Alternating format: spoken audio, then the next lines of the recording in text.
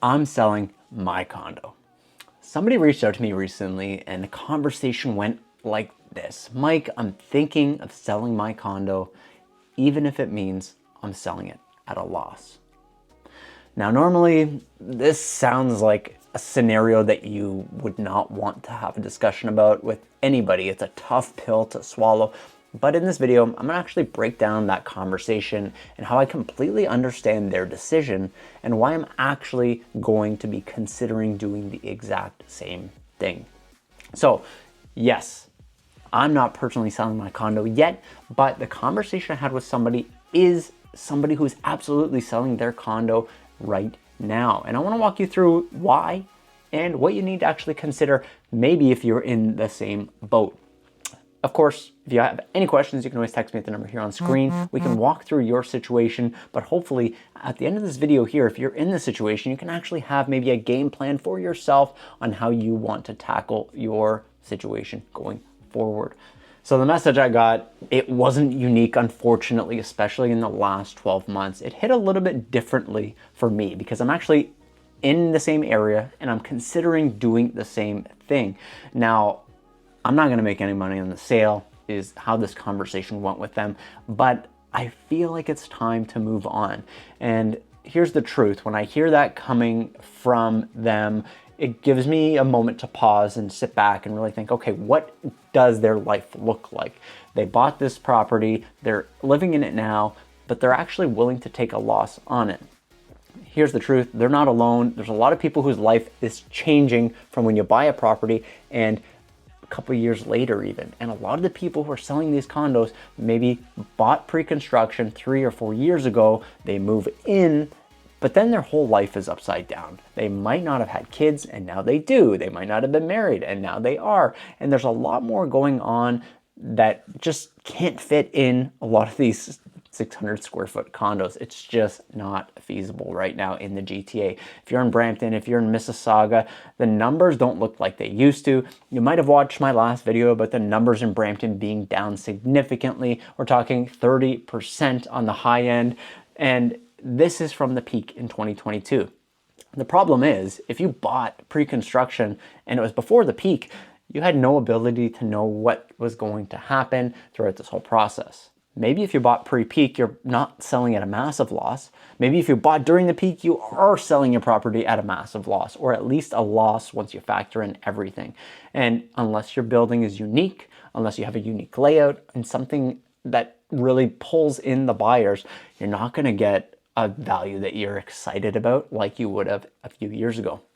But hey, we can't control the real estate market. It's gonna ebb, it's gonna flow. And if it's time for you to move on, we're gonna see how we can at least make this transition palatable at best for you. Now, of course, it doesn't always work out, but I wanna talk about why I'm actually personally considering making my property something that hits the market as well. So I bought when things were different. I bought when the market was not in the COVID craziness. I bought pre-pandemic, and that's fine. The prices were slightly less than they are today. I've owned the property for 6 years now, and I've made peace with the appreciation or lack thereof appreciation that came from the purchase. But I have an understanding that this might be the peak appreciation that I actually can see on the property. And if it's a property that's an investment property or secondary property where a family member is living, you may not see this appreciation happen much more or at all in the next few years. And you might be holding on to that for quite some time. But it's not only appreciation that I'm looking at and considering, and what my clients are even thinking about here is, it's not the appreciation that I'm losing. I'm also losing on my monthlies. My maintenance fee has gone up. My property tax is still there. Maybe if they're renting it out, they are in a position where it's likely not even covering their mortgage. So if you're able to get out of this property and sell it, it might actually free up some more capital for you to do something else with your cash. Invest it in something else, maybe buy a freehold property where you are gonna save on all these maintenance fees, because if you're paying $500 a month, you got $600,000 a year that go towards your maintenance fees, you got another 3 or 4 grand for your property tax, depending on what bracket that price is for the condo and what area you're living in. So it all adds up significantly, and you might be able to do a lot more with that additional $10,000 a year, like putting it into a property that has lower fees or no fees potentially if you're able to secure a mortgage for a freehold property. So sometimes it might come down to just holding on and riding out the wave here. Maybe you can't stomach the loss. Maybe you don't have enough equity in the property to take the loss on, and that's very possible. If that's the case, you're fighting for your life right now. You're just trying to avoid the bank taking your house potentially. But we have to address the elephant in the room here. Nobody wants to take a loss. We shouldn't be excited that people are taking losses, although if you're not in the market, it's hard not to.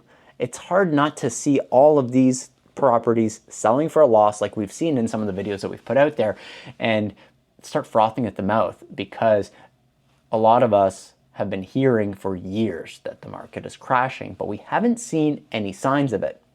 And now we're actually seeing some signs of things pulling back, and it can be exciting. I have to admit, seeing some of these properties selling at fantastic deals, if you have the money, it might be appealing to you to do that. Or you might be saying there's more to drop. And I think a lot of you in the comment section are probably the latter. The loss, of course, nobody wants to take it. It's emotional. There's people involved in the loss. There's your financial future that's involved in the loss. But we need to actually look at it a different way. Unfortunately, we're not selling a property.